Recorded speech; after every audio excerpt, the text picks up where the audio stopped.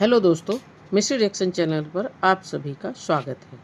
आज हम बात करते हैं हीर रांझा की प्रेम कहानी की। हीर रांझा इतिहास के बहुत बड़े प्रेमी प्रेमिका थे जिनका नाम आज बच्चा बच्चा जानता है।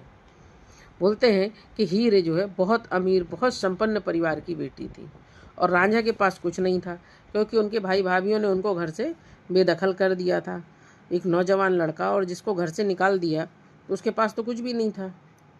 और इधर क्या है कि जो हीर थी वो अच्छे घर की थी, तो जाहिर बात है हीर के घर परिवार वाले उसकी शादी एक अच्छे घर में करने की सोच रहे थे। लेकिन इधर हीर और रांझा आपस में एक दूसरे को पसंद करने लगते हैं।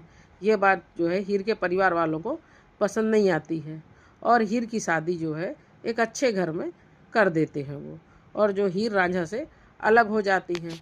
अब जब हीर की शादी हो गई तो रांझा का मन एकदम ही दुनिया से उठ गया और वो जगह जगह भटकने लगे, जोगी बन करके, फ़कीर बन करके वो गांव-गांव इधर उधर भटकने लगे। और रांझा जो है एक दिन भटकते भटकते हीर के यहाँ पहुँच गए और हीर भी वहाँ आई हुई थी, तो दोनों हीर के ही गांव में थे।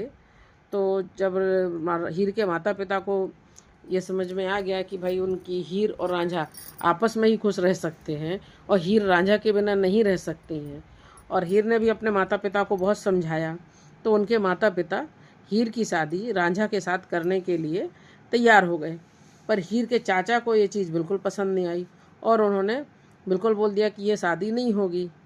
और जब हीर को उन्होंने देखा कि हीर नहीं मान रही है तो उन्होंने एक लड्डू में हीर को जहर खिला दिया, जिससे हीर की मौत हो गई। और फिर उसी एक लड्डू को रांझे ने भी खा लिया तो रांझे की भी मौत हो गई।